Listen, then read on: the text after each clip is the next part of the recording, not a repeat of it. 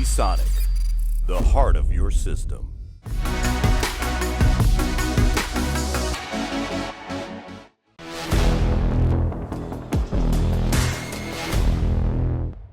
Hello, Brenny here from Kit Guru, and in this review I'm going to be taking a look at the Sharkoon Elbrus 2 gaming chair. So this chair comes with a recommended retail price of about £180 here in the UK. So as kind of these gaming style chairs go, that is actually more of a budget option.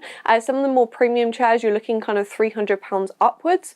So the Sharkoon Elbrus is definitely more on sort of the affordable side of the market. I've got the black and grey option, but you've also got options of black and red, black and green and black and blue, so there's kind of a few different colours to select between depending on what sort of theme you're going for with your particular setup.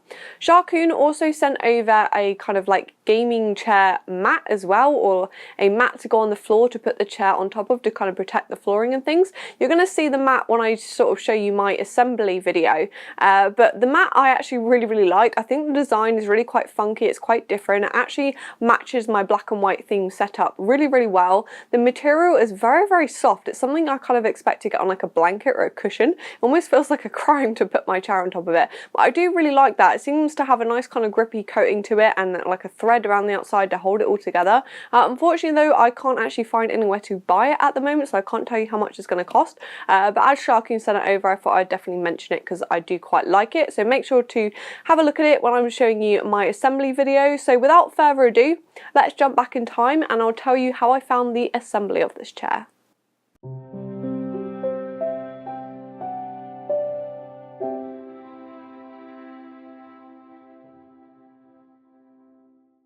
The Elbrus 2 came packaged really well in a large box. It came with plenty of padding and wrapping that ensured that it arrived to me safely.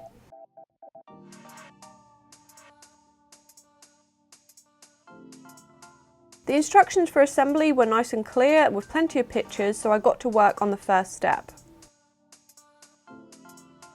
The wheels slotted into the star base pretty easily. This is where I find that some chairs can actually be quite stiff, but the Elbrus was actually really straightforward. I then inserted the gas lift and slipped the cover over the top.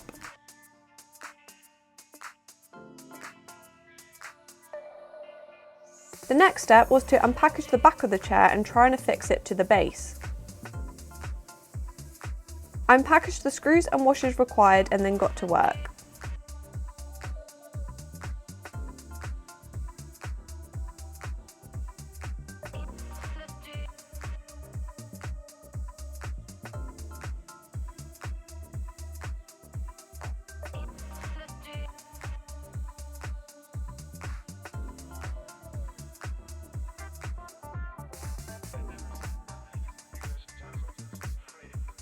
Unfortunately, I found this was the step that I really struggled with.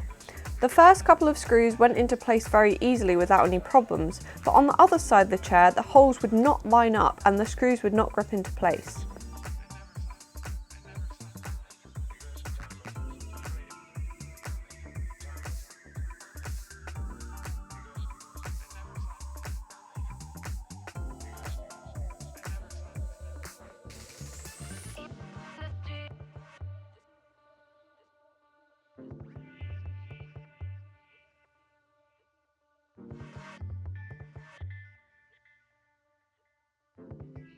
Eventually I figured out that the chair back was actually slightly narrow, so that meant the metal supports needed to be slightly bent inwards, which required quite a lot of pushing and shoving in order for them to line up. I loosened the side I had already installed until the screws were only just in place, and then I could finally get the chair back attached to the base.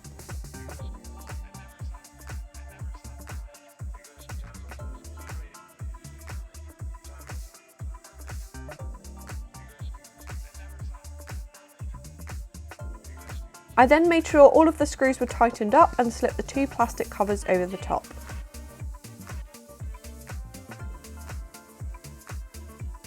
These are attached with a single screw for each.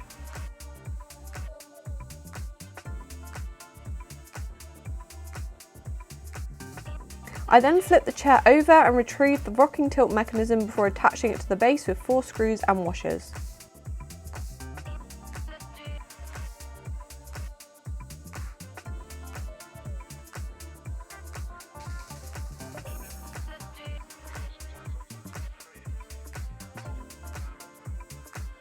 With the chair led down, I could easily insert the gas lift in the base, and then I flipped the chair upright. The final step was to attach the two included pillows using the elastic straps.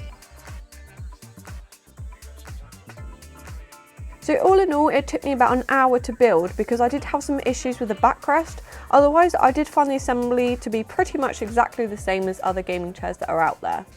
To test the Elbrus 2, I've been using it as my daily chair for the past couple of weeks. So I've sort of put my Noble chair aside and I've been using this one. I did assemble it a little while ago now and I've basically been using it every day since then. The chair itself, I personally didn't find to be as comfortable as my more premium gaming chair.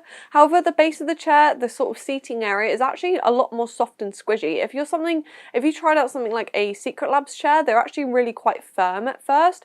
This chair is definitely a lot more squishy initially, but something about it, I did find it to be less comfortable. I was moving around a lot more and there's just something about it that makes me not feel quite as supported as I would do normally. I think I'm sort of probably like an extreme use case because this is like kind of a cheaper chair, so I don't think it's made for those of you that are going to use it day in, day out as work and gaming. I think it's more sort of for like casual users, but for me personally, it is definitely not as comfortable as the more expensive chairs that are out there. This chair is pretty much a carbon copy of the gaming seats that you'll find already out there, so it does have the typical racing style bucket design. The fins on this chair are pretty much the same, apart from they don't really have much padding on them. So the bottom kind of seated area, the fins that stick out down there, this chair does have kind of a steel frame, and without much padding, I can imagine that those of you that have a larger frame might find those fins kind of sticking into the outside of your thighs, which is obviously going to get pretty uncomfortable. The fins on the backrest do definitely have quite a bit more padding, but it is quite firm, and once again, I think if you're someone that has a larger frame, you might find these quite uncomfortable as they aren't quite as forgiving as some of the other chairs that I've tried. However, I must say I really do quite like the look of the design. I know there's quite a few people that think it looks kind of stupid because it looks like a car racing seat, but it's at a desk. But for me, I do think it is quite an attractive design. However, like I said, there isn't much padding on there, which means that it's probably not very practical when it comes to comfort. The two pillows that come with this chair I did find to be pretty much unusable, unfortunately. They're made of kind of like a rough and scratchy material, which isn't really what you want in a pillow, and they're just really hard as well. I couldn't get comfortable while I was using them. I definitely could not use the lumbar pillow. That was really quite uncomfortable. It's way too hard. And the kind of headrest pillow as well didn't do much for me either. They do definitely look quite nice. They kind of add to the overall aesthetic. I mean, a lot of those sort of gaming style chairs definitely come with this kind of set of two pillows that you can take on and off. Unfortunately, the kind of Sharkoon version of them isn't particularly nice. They are sort of washable. You can take the filling out if you wanted to and wash them.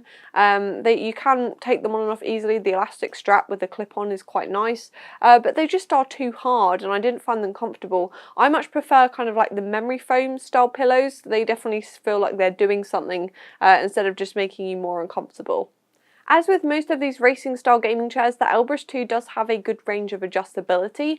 So it has a class 4 gas lift, which is the same as you'll find on the more sort of premium models, and it can hold a weight of up to 150 kilograms. The height itself does have a decent range of adjustability. I'm 5'7" and I have to use the chair on its lowest setting, but it is suitable for people that are also up to 6'2" as well. So that obviously doesn't include everyone. It's sort of more skewed towards the taller side of the spectrum. However, I think it's pretty much the same as you'll find on all of the gaming chairs. They seem to have a pretty similar range of suitability or adjustability sort of for people between those particular height ranges.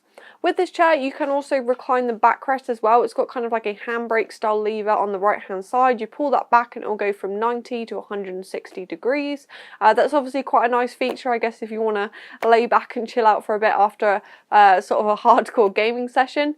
Also with this chair, it does have a rocking tilt mechanism as well, so if you pull out the lever that adjusts the height, you can push it in or pull it out and that unlocks the kind of rocking mechanism, and if you want to loosen that up or tighten it up, it does have a knob underneath as well. So that's pretty much the same as any office chair tends to have that particular feature, but if you want, you can kind of lock it into place on this chair if you don't want to use it. Also, it does have adjustable armrests, so these are 3D adjustable armrests. Some of the more premium chairs has 4D kind of movability. They also go inwards and outwards. These ones go forwards, backwards. You can tilt them in and out and also lift them up and down as well. The armrests though, I didn't particularly like them. They do lock into place in kind of the up and down motion. However, when it comes to kind of the other functionality, they do slide around quite easily. They do move, they do wobble. If you're going to be putting a lot of weight on them, it's not really particularly nice to use. I much prefer armrests that are a little bit more supportive and a little bit more stable. These are definitely a little bit kind of on the wobbly side. They are, however, made of quite a nice material. The top is kind of a soft matte plastic material. It's got a little bit of squish to it, but for me, I didn't particularly like using them. In general, when it comes to kind of the overall build quality and finish of this chair, I think it's pretty good considering the cheaper price point. So with this chair, it does have a steel metal frame, so underneath you can definitely feel it by kind of squeezing the different areas. It does feel pretty solid and sturdy. It also has the big star base that's also made out of metal as well. So obviously it is going to probably last a pretty good amount of time. Sort of the frame underneath isn't going to flex or bend or anything. The sort of leather that it's made out of is like a PU leather. For me, it does definitely feel cheaper than the more expensive chairs. It's not quite as thick. It does feel a little bit more plastically, a little bit more sort of artificial, but it does have some nice air holes in it that I think are probably going to help to stop that hot and sticky feeling that you get within the summer months. It's also really well put together, so you've got kind of the stitching is all really quite neat. They've used grey stitching, but if you select like the red, blue or green models, you get kind of like that nice contrast against the black, and I do think it creates a really nice effect. It helps to make it feel a little bit more premium. It's got kind of like decorative stitching and stuff going on. Also with this chair, you do have kind of the plastic wheels, so you've got the metal base, but the wheels are actually made out of plastic. However, considering they are made of plastic, they do actually feel pretty good. They're not quite as good as, once again, as like the more premium chairs, but they seem to glide perfectly fine on carpet. I don't think you're really going to have any issues there. Overall, when it comes to build quality, I must say it is very noticeable that it isn't as expensive as some of the other chairs that I've tested. There's just a few things about it, like the armrest, the way it goes together, just kind of like the overall leather and stuff. It obviously is kind of quite a good imitation, but it's not quite the same as a more expensive chair. However, in general, I don't have any issues with it. It hasn't got any glaring problems with the build quality, and I think it's probably going to do pretty well over an extended period of use. Maybe probably the main letdown is going to be like the padding in this case, because it does feel a little bit more soft and squishy, so I can sort of see it losing its shape. So that's probably where the build quality is let down a little bit, but other than that, it does definitely look the part. So finally, I do want to talk about how this chair looks. Obviously, it does look very, very similar to a lot of chairs that are already out there. Sharkoon aren't trying to do something different. They're just kind of bringing out their own version. It does look very, very similar, apart from obviously like the Sharkoon branding. The colours it comes in are kind of like your typical colours. There's nothing too garish or different about them. I mean, black and blue, black and red and black and green is always going to work. Obviously, my personal favourite is probably the black and grey, because it's a little bit more subtle. The overall design is quite nice, because you've got kind of like the carbon effect down the sides here. The carbon effect is obviously quite hard to get looking realistic, but it does create that kind of like sporty feel. It's quite similar to the effect that you get on some of the Secret Labs chairs. The Sharkoon branding on this chair is definitely present, but I don't think it's too overdone, and it does seem to blend into the overall design quite well without sort of taking away from it. You've got Sharkoon neatly embroidered on the two cushions, so you've got Sharkoon and then Elbrus on the lumbar cushion. You've also got Sharkoon on the headrest and also the back of the headrest, and then you've got Elbrus on the front of the chair. They're sort of stitched in the matching colours to the overall design, and I do think it does look pretty decent.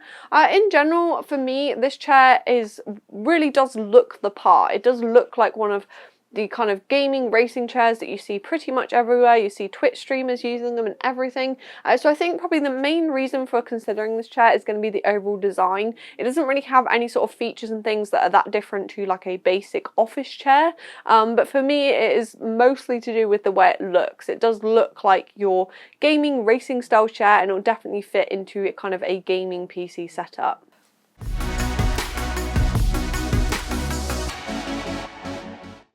So overall, what do I think of the Sharkoon Elbrus 2 gaming chair? For me, this is quite a hard one because I have definitely been spoilt by the more premium gaming chairs available, and the Sharkoon Elbrus is definitely a much more affordable option. However, I do think it does have a place in the market. It essentially has the same kind of comfort and functionality as like your £100 office chair, but it does definitely look a lot more expensive. It has that same kind of look, the same kind of materials and things as like a £300 plus chair, except it doesn't come with the expensive price tag. This chair isn't really going to be for those of you that are looking for something to use day in, day out. It's not really going to be useful as sort of like a office chair. However, if you're someone that sort of games on weekends or just uses their PC in the evenings or something, then I do think the Elbrus 2 is a good option if you want something that definitely looks the part. It's going to fit really well into kind of a matching gaming setup. It looks like a lot more of the kind of more expensive chairs. However, you're not going to be breaking the bank if you decide to purchase it. Obviously, it does have a few things lacking, so the build quality isn't quite as good, the comfort isn't quite as good, and it is a little bit more awkward to assemble as well. But I definitely think it does fill that kind of hole in the market for those of you that like the look of the more premium chairs, but you can't really justify the high price tag. If you like this video from Kitguru, make sure to give it a thumbs up. If you'd like to see more from Kitguru, please make sure to hit the subscribe button. We also have a little bell icon as well, so if you press that, you'll get a notification every time a new video goes live. Please make sure to leave a comment as well. I'd like to know what you think of this chair. I know there's quite a lot of controversy around gaming chairs, however, I personally do quite like the look of them, and I do think there is a place for them as well if you're looking for something a little bit more aesthetically appealing. Kitguru also have a Discord you can join, and we also have a merchandise store as well where you can pick up one of our lovely t-shirts or hoodies.